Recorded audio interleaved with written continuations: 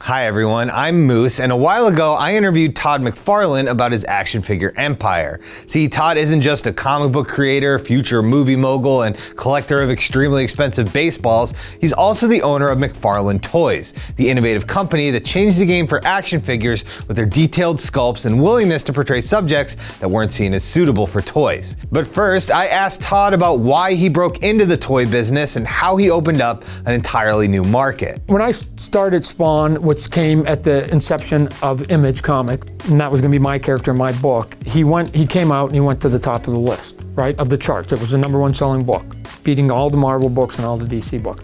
People then come out of the woodwork and they go, hey, let's license. One of them was toys. And the toy makers came. I never worked with any of them, but the toy makers came and they all showed me their prototypes and their plan and their schematics and all this other stuff. And it just was, from my perspective, it was just repetitive of what I'd already seen. So I go, isn't this how you do like your Teletubbies and your Disney stuff, right? It's the same, sort of the same thing. I think that we need to do Spawn and make it slightly different, so make it non-traditional. And then we can sell it in some of the stores you do, but we should go to the Spencers of the world and the Virgin Records and the Suncoast and the Babbages that were back then at that time, and sell it in non-traditional places, non-traditional toys, non-traditional selling venues. And I've said it many times. I walked into Toys R Us when we started this and I go, pretend I'm 14. I'm in Toys R Us. What's here for me? At 14, we're not talking 24. At 14, you know what was there that day? A bicycle, a skateboard, and a video console. Yeah. And that's it. And there was tens of thousands of items, and there was 3 for 14. So I knew that Mattel and Hasbro and public companies that were conservative in terms of what they were doing were never going to go outside the PG-13 box. We're never going to go outside the PG-13 box. So I go, there's my gap. So they could have done Freddy Krueger. He'd been around for a decade plus, right? Why didn't they do it? Because they have their model, and their model says, don't go to PG-13. I'll service PG-13. Because here's what I think they miss, and now they're starting to see it. That an 8-year-old geek turns into a 16-year-old geek that becomes a 36-year-old geek, right? Once you're a geek, you just get older. It's just that your geekiness turns into different things. So can I put something in plastic that will resonate with a 16 or 26-year-old, 36-year-old? Of course I can. And it's just the content. So if I do a Disney thing, is that going to resonate with a 36-year-old? No. If I make it look like Matrix, will they resonate with them? Possibly. So go get all that stuff. That's all I did. I go, shoot, they're not going to do it, I'll do it. And all of a sudden it was like, oh my gosh, look at Todd, what a genius. We started with Spawn, but I knew that Spawn may, as much as I like it and I created it, it could be a bit of a fad. I didn't know how long the bell curve of that was going to go. So I needed to diversify. So now you have to start thinking a little bit business, because you go, don't put all your eggs in one basket. We did the X-Files, we did Kiss, and then we did the sports. And so now all of a sudden we're still touching places where, adults or adolescents sort of hung out. And if Spawn then collapsed, then McFarlane Toys could still exist, because I had these license of people and characters that people liked out there. So we're still doing music and sports and video game product and TV and movie stuff. With Stranger Thing, we just signed a deal with Fortnite. And so it was just age it up. I think I could sell a toy, an action figure, to my mom. I'm naive enough to think that. I just have to put it in the plastic form that she would respond to. So if I do Elvis or Engelbert Humperdinck, who she loved, I remember when I was a kid, she might be tempted to buy that. So go and make it with the content to the demographics you want. McFarlane pushed the boundaries of what was considered acceptable for action figures, but as their popularity grew, McFarlane's toys found themselves locked in battle with controversy and censorship. And here's the funny thing, that once you pick your demographic and you hit, which is sort of cool dudes and cool dudettes, that the people who sort of complain about it are people that you were never trying to hit. Yeah, because there were some controversies about there's always controversy. Right, moms are funny people sometimes. So. Well, someone's got to think of the children. Yeah, they do think of the children, right? But they want to put a label, so they want to put a label on art as to the reason why humans are flawed. There was no music, there were no video games, and there were no shooter first-person games and bad TV shows and bad comic books 2,000 years ago, and humans still slaughtered each other. So what was your excuse then? The answer is we're flawed. And here's what I know for a fact. Moms, anybody else?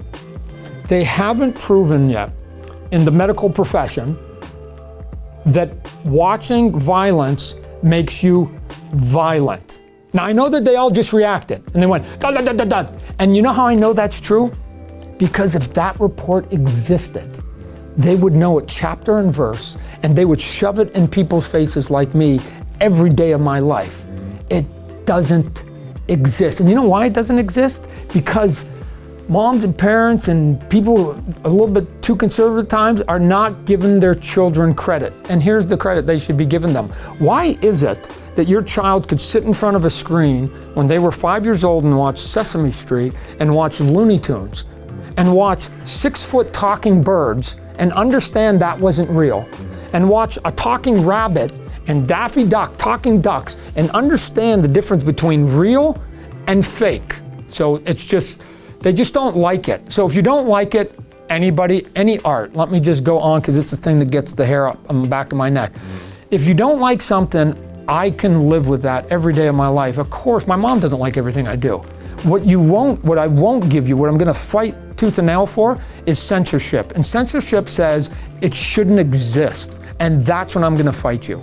If you don't like it personally, walk on by. Don't bring it into your house. Listen to your Western music, don't buy rock and roll. Problem solved. But you say, I don't want rock and roll to exist. Then don't listen to that channel, turn off your radio. Like, you can solve this. Well, but because your crazy uncle brings it to your kids, that's called parenting. Start doing some more parenting, and then all of this solved. Just bring into your house what is good for your family and let the rest just fall where it is. And if nobody likes it, then we're not going to make money and we won't do more of it. This is simple.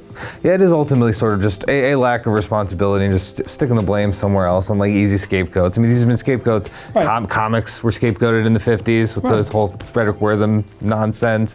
Video game violence things in the 1990s. Doom, for God's sake. In an increasingly digital post-Toys R Us world, the retail space is vastly different from 1998, but McFarlane Toys keep on trucking, thanks to clever strategy, killer sculpts, and incredible IP.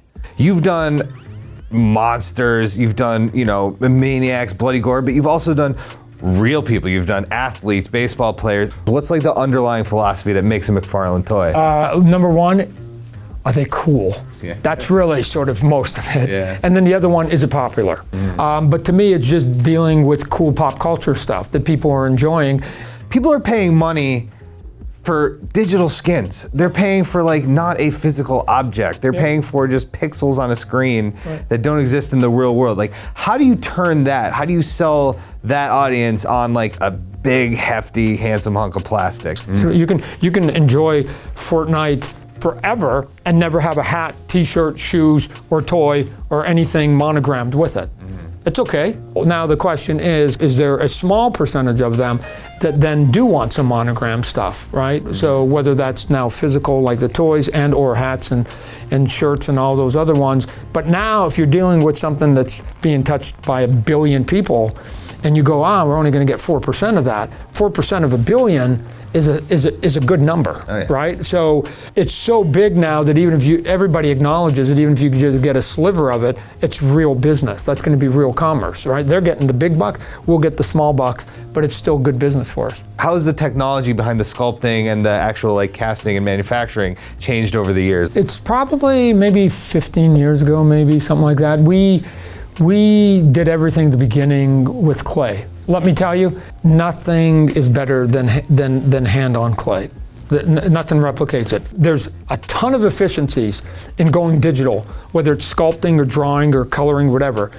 But there's still a couple things that just you're never going to get exactly. So What we do is we take our sculpts, and we do now almost all of our sculpts exclusively in digital, but then we print them out, and then we go in, and then we then do the hand stuff that we used to do on the clay, but it's 90-95% there, and now we add the 5 or 10%, and sometimes we have to add some clay to get some of the fine details. I haven't seen yet where any of the outputs, any of the machines will give you that real tight minutia detail. When you did it in clay, you had to then restart that head all over, or you had to cut it. I mean, and it took a long time to then fix it.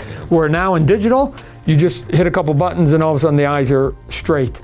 And if the legs are too skinny, you hit a couple buttons and you added 20 pounds to it. You didn't change the sculpt, you just added weight to the leg. So those are all the efficiencies as to why people are going there. Not that you necessarily get an end job that's better. It's just you can try things faster and you can make corrections faster. And given that we're all deadline driven, that time becomes your enemy.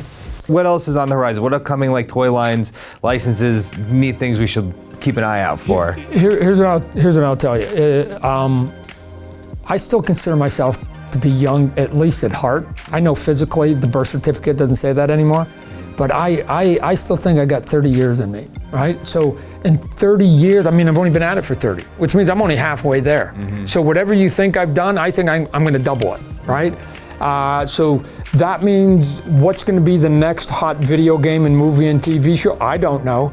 I just want to be there and still be relevant enough with my companies and our art so that we can maybe pounce on it and have some fun and play in it. So I wish I could be more definitive and say, hey, we just signed this deal yesterday, but I've got stuff coming down that queue, and it will continue to come down that queue until people say, Todd, stop it, this is dumb, we're not going to support any of it. And then I'll just retire and go to the beach. I want to thank Todd again for stopping by the office. He was a pleasure to talk to, and I can't wait to play with all those wonderful toys. Thanks for watching, nerds. I want to thank Todd McFarlane again for coming in. He's a very cool guy, and he's created so much awesome stuff. So what's your favorite McFarlane creation? You like Spawn, Sam and Twitch, Venom, or are you a big fan of the toys? Leave a comment and let me know, and please subscribe to Now This Nerd.